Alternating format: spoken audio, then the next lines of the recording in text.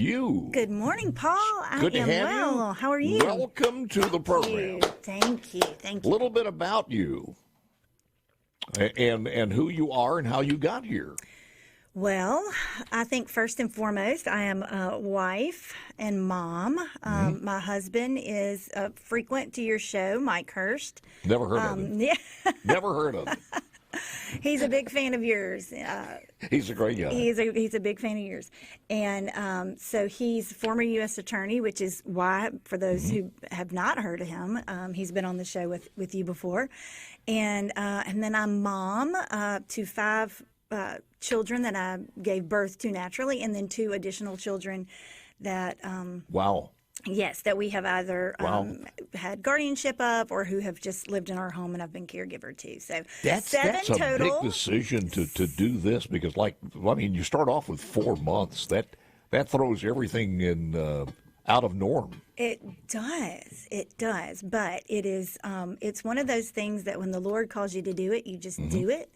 And it's not. People have said, "Oh, it's so admirable." It's really not. When the that moment presents itself to you, it's you just say yes. I don't know any other way to say it. For us, it was there were 2 people that we already had relationships with. One was a family member, and she lived with us for 4 years. And then the second one has most recently just come to live with us in the past few months, but already, someone who we already had a relationship with. So you just say yes, Paul. It's not that hard. Well, that's true. You see a child in need and you say yes. We also talk about is entering politics is the same way. It's just something speaks to you. A lot of times it's people saying, you would be a great candidate, a great person to serve in the House or Senate, or for the county sheriff, or for that matter, the mayor of the city. And it takes people collectively maybe getting together with good people and saying, look, have you ever thought about this? And it really just ignites something. Yeah. And honestly, I never saw myself running for office. That was never a desire in my heart. I was perfectly happy being full-time wife and mom and running some ministry on the side. Yeah. So that's been truly my heart. But again, when the Lord calls you to do it, you just do it. All right. So as a novel person who just comes in on this one, how's it been? I mean, what was unexpected? If you take us through this, going from a civilian life into the world of politics, what did you expect and not expect, and how's reality dawned upon you? I think my answer earlier on would have been my experience early on was just the amount of unity that I saw between, especially in my freshman class. We have a really great freshman class, and Republicans and Democrats alike. We came in as a family, just a lot of unity there. There was a lot of unity there that I was not expecting. And then a lot of kindness even from the Democrats. I think we hear a national narrative of disunity, and so I was expecting that a little bit of my Democrat colleagues. I don't know why, but I was just expecting a little bit of maybe unwelcomeness. But it has been the opposite, in my opinion. Well, stand by. It's not over yet. Just on political. I've only had one person be unkind to me, and it was not a Democrat. It was just write on a piece of paper, give it to Lance, and we'll take care of it. I will. Don't worry about it. He's already. But seriously, if you take a look at it, you have entered politics in the state legislature of the state of Mississippi in a most unusual time. I don't know what you're talking about. We have nothing going on. When you start looking at some of the negative press out there, I thought about it this morning very early when opened up this at 3 o'clock this morning, saying, all right, now let's see what the liberal media is going to be atching about. And I thought, if you take MAEP off the table, which we very possibly could, if you take Medicaid expansion off the table, what are they going to be atching about? And over and over and over, they're always finding negative stuff as far as liberalism, and the ones that are left on Liberalism Island out there, they're kind of secluded now. But it was kind of remarkable that the state legislature did this as far as Medicaid expansion. It ain't over yet. We were talking about some of the wine and liquor laws a little bit earlier this morning. Ah, yes. We have we've done some remarkable things yesterday. the Senate passed that as far as the law that made it easier for those who are pregnant to get on some type of benefits. Yeah. And your thoughts? I think you were one of the people who voted against that Medicaid expansion. I was. Can you give us your thoughts on that? I will say this.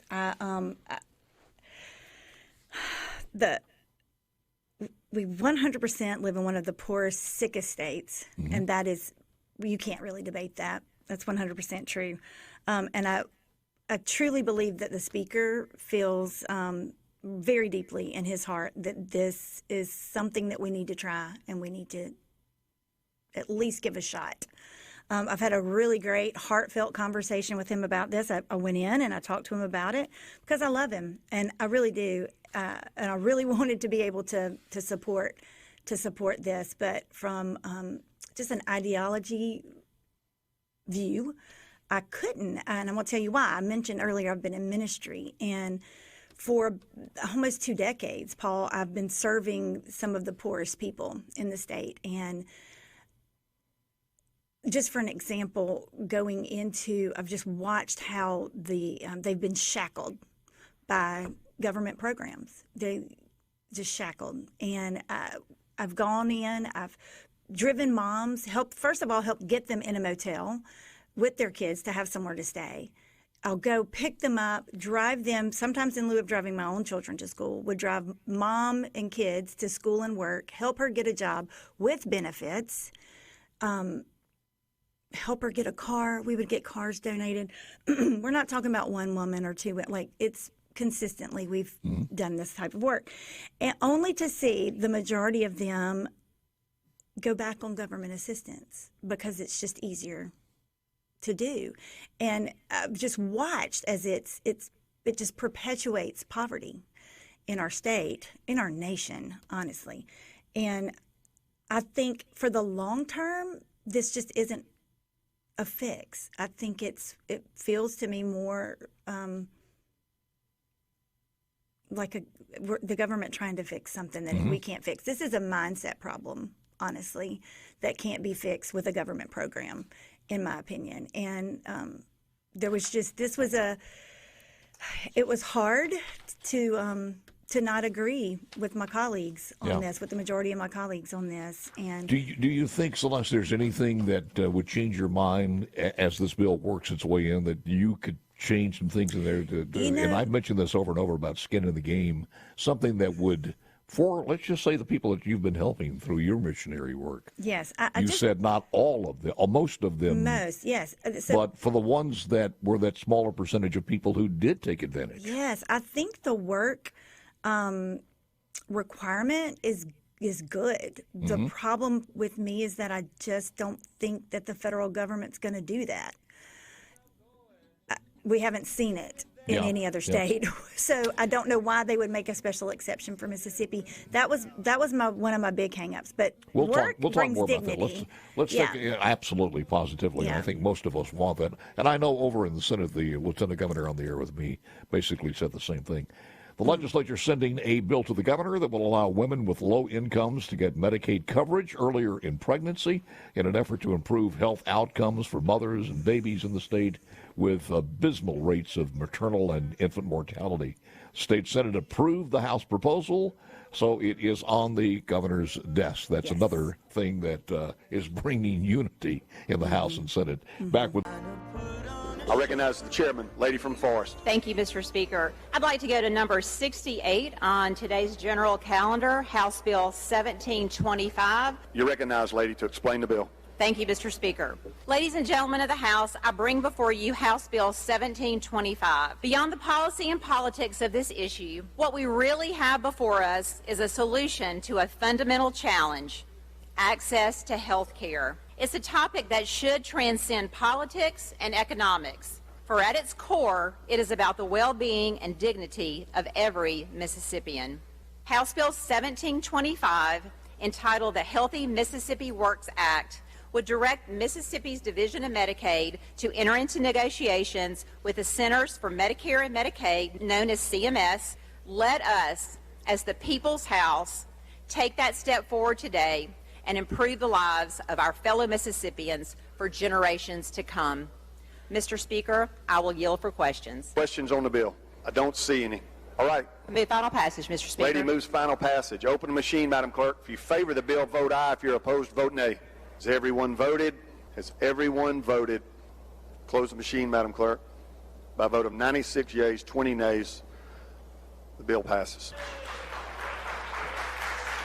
I play that because yesterday we played it yesterday, and we were off the air on a couple of different places, and somebody asked me to repeat that, and I said I would do that, and it was gremlins all over the place yesterday, and if Houston is sleeping late this morning, I can understand why, but hopefully we got everything taken care of with all the gremlins from yesterday, and work through that.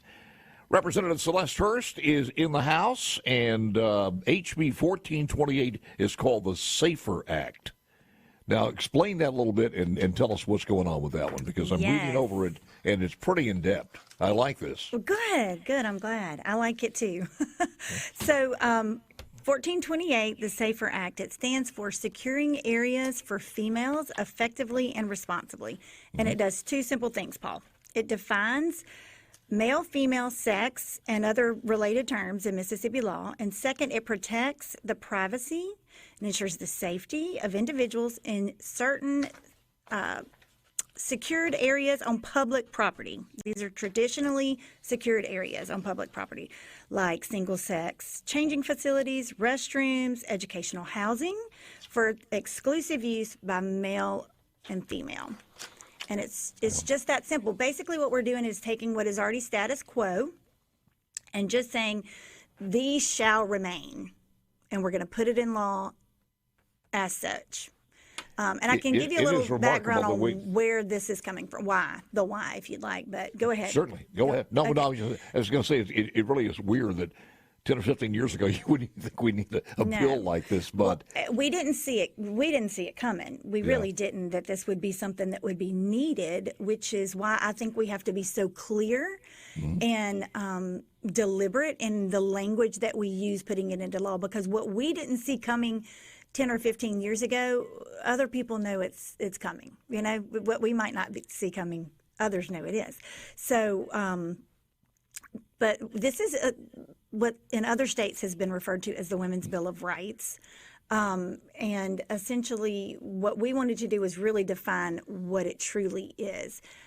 We're not giving extra rights to women. We are securing these spaces, and primarily because what we're seeing in across the nation, and I have 8 pages of cases that I can share with you. I think we may have sent those ahead of time. I don't know if you've had a chance to look at them. But what's happening is males are posing as transgender and entering female spaces and sexually assaulting women. And it's happening in prisons. It's happening in bathrooms, in schools. It's happening all across the nation. And this is HB 1428. Somebody was asking me about that, if they want to take a look at it. HB 1428. Does it take it, well, does it take it out of the hands of schools to say individually, okay, we want to do it here, but not in this district, and just says, no, you can't, it's a state law, not only schools, but all public facilities? Yes, it does. That's everything, and we did that because for the we state believe legislature on. Yes, any public property, and I'm very proud to say that this has made it out of the first committee, which was public property. But it says on any public property, this is the law, and you must abide by the law. This would also be IHL, for the most part, as far as public universities. This would be educational housing on public property. So any educational housing on public property, including Mississippi School for the Deaf and Blind, Mississippi School of Math and Science, anywhere there's public property and private spaces, yes, it would be protected. Dorms, are there consequences built into this? Yes, there are. If you don't, then the Attorney General can take action against it. I got because you. we're essentially saying, hey, government, you have to follow our laws, period.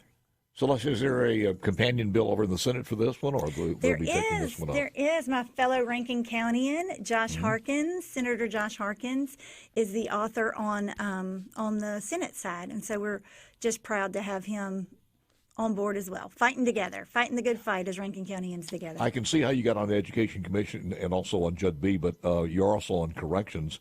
I am. It was little noticed that, and didn't get a lot of headlines on this, when the Justice Department announced this week its findings that conditions of confinement at 3 Mississippi Department of Corrections facilities violated the 8th and 14th Amendments to the Constitution.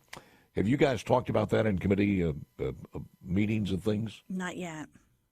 Not The yet. department had Becky a Curry is 60-page report on the details of the findings through a thorough investigation of the Central Mississippi Correctional Facilities, the South Mississippi Correctional Institution, and the Wilkinson County Correctional Facility.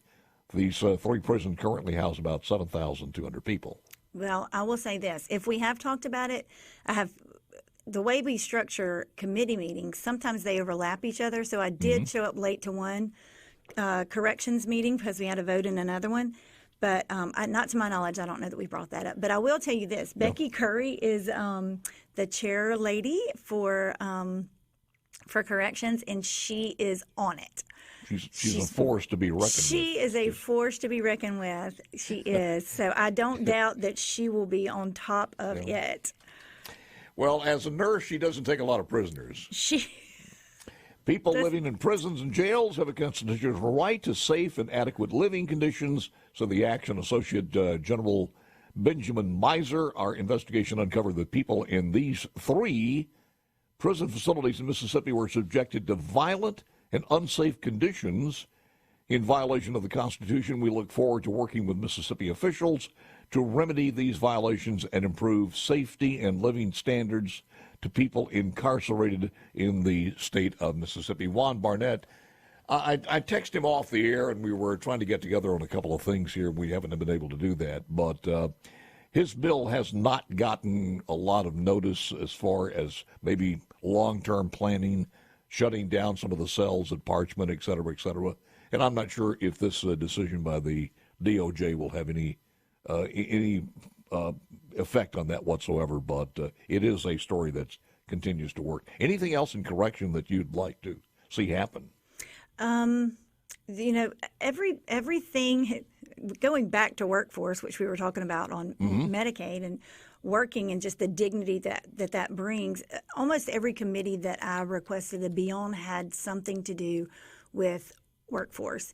And so the connection of having people who are in corrections upon release being ready to enter the workforce, I'm a big proponent of that. It has been proven that reduces recidivism rate. Yep. And I'm a huge proponent of that because I believe that just promotes public safety. If someone has a job, which I believe brings dignity, when they exit corrections, we're just going to be a better society for it. So what was your first campaigning? What was this? This is the first time you campaigned. What was that first campaigning like? It was, we've done a statewide campaign before. My husband ran for Attorney General. Oh, I forgot about that little groundwork. He ran for Attorney General way back when. It seems like a lifetime ago. So we did. It was not my first. It was my first campaign as a candidate, but not my first campaign. Statewide was tough, but I think we may have worked harder. On this one, yes, in this one because we really wanted to meet and get to know as many of the people in the district and hear their hearts and hear what they truly wanted. So we worked really hard, knocked a lot of doors. Any time's almost out here, but any other bills that you want to mention that you may have? Or is that the only one? That is, you know what? Philip Gunn and actually Jason White both gave us some really good advice, and they said, don't try to take on too much your first year. So I'm really putting all my eggs in my safer acts basket. So hoping we can get it through. I think you have done a great job so far, and look forward to talking to you in the future. Appreciate it very much. Thanks for having me on. Say hello to the old man for me. He sends his regards.